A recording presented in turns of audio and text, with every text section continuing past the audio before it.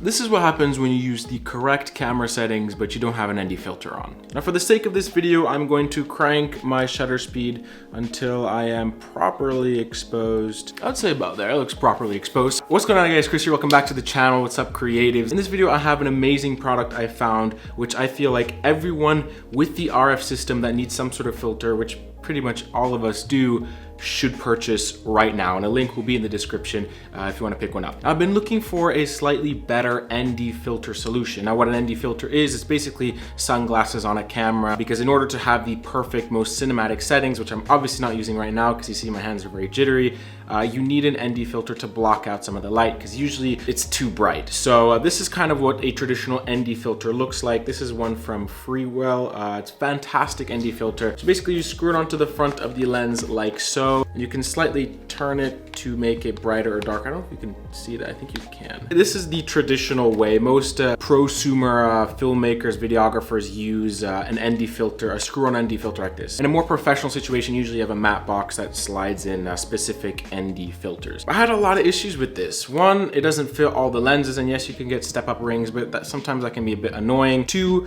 fingerprints, dust, a lot of things get on the front element here, which I guess it is protecting the actual lens glass, but more often than not, I find it just causing there to be extra dust particles or weird flaring with some of my videos. So I've been looking on the internet for a better ND solution, and then I saw that Canon has an RF to EF filter mount because I use the RF to EF mount because all my lenses are EF. But then I looked at it and I was like, oh great, I think I'll pick this up. But before I picked it up, I did see that there was another company that made the exact same product at pretty much half the price, actually quite a bit less than half the price.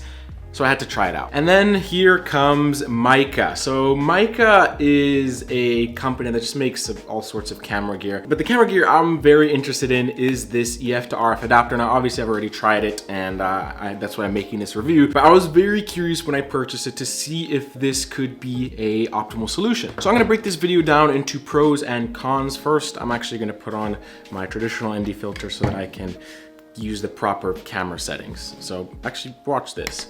So you put it on, actually wait, let me bring my shutter speed back down to about 1/50. Screw it on, focus back on me, and then I will slightly darken the image so that it's properly exposed. That looks pretty good. So I'm gonna break this video down into pros and cons. First of all, traditional ND filters are 2 to 5 stops. Like this one. Usually, if an ND filter goes past 5 stops, it creates a weird cross polarization, and it looks pretty bad. And that's kind of just how most of them are. So most of them have a range of 2 to 5, and then you can get ND filters that are 6 to 9 stops. This drop-in filter system is 1.5 stops all the way to 9 stops. It allows it to be less dark at 1.5 instead of 2, which is really convenient because sometimes when the sun is starting to go down and it's just bright enough where you want to use an ND filter, but 2 stops is a little bit too strong, this one stops at 1.5. That gives you a little bit more flexibility all the way to 9. And there's no serious cross polarization that I've noticed. And that is just super convenient because that just means I can connect it to a lens like the Sigma 1.4 Art,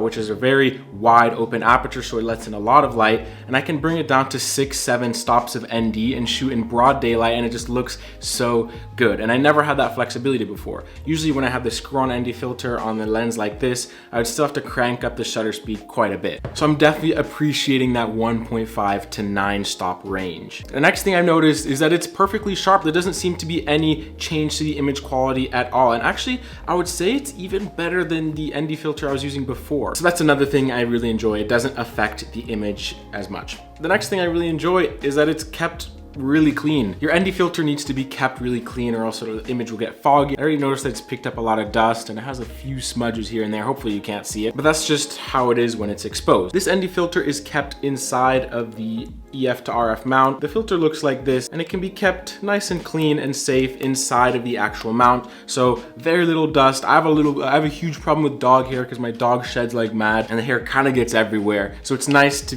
keep important glass elements safe. So that's another thing I really enjoy. The next thing I really liked is the general build quality of the mount, because there were a few things I was worried about because of the price. But to my surprise, the Meike mount secures on my Canon R5 better than the regular Canon RF to EF adapter. Like literally it feels super solid, and I have way more confidence, especially when using heavier lenses like this, that nothing's gonna snap off. There's a very solid click, a very solid connection. You can tell there's no wobble at all. I do have a slight wobble, and wobble I mean like the lens moves a little bit with the traditional Canon one, the RF to EF mount. The next thing I really love is that it comes with its own see-through ND filter system, because the mount doesn't really work unless you have some sort of filter system connected inside, and the Canon one doesn't come with the see-through filter. You literally have to purchase it, and it's over $100. This one comes with one, and actually the price of the mount, ND filter, and the see-through filter is close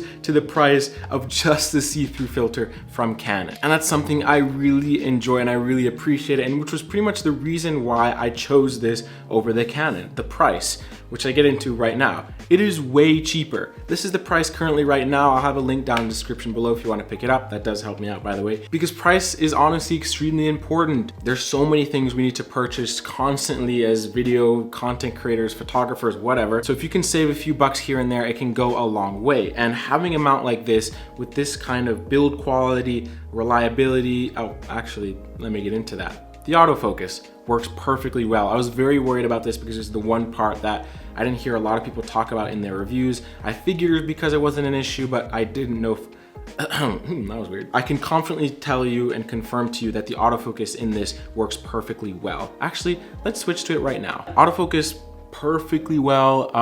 It works just as well as with the Canon system, which is really great because that was something I was very worried about. Now let's talk a little bit about the cons.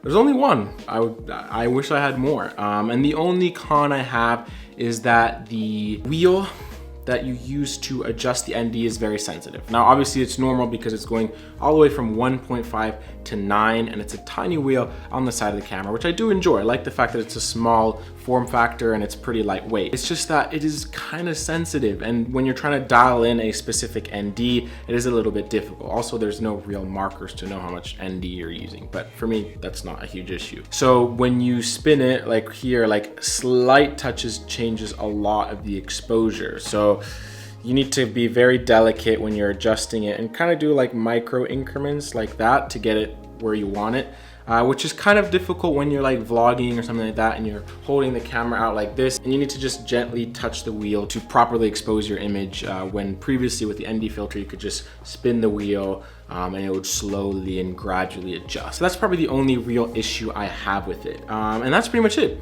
Thank you guys so much for watching. Like I said, if you want to pick it up, a link will be down in the description below. And I'll see you guys in the next video. Create something awesome today, this week, this month, whatever. And I'll see you guys in the next video, all right? Peace.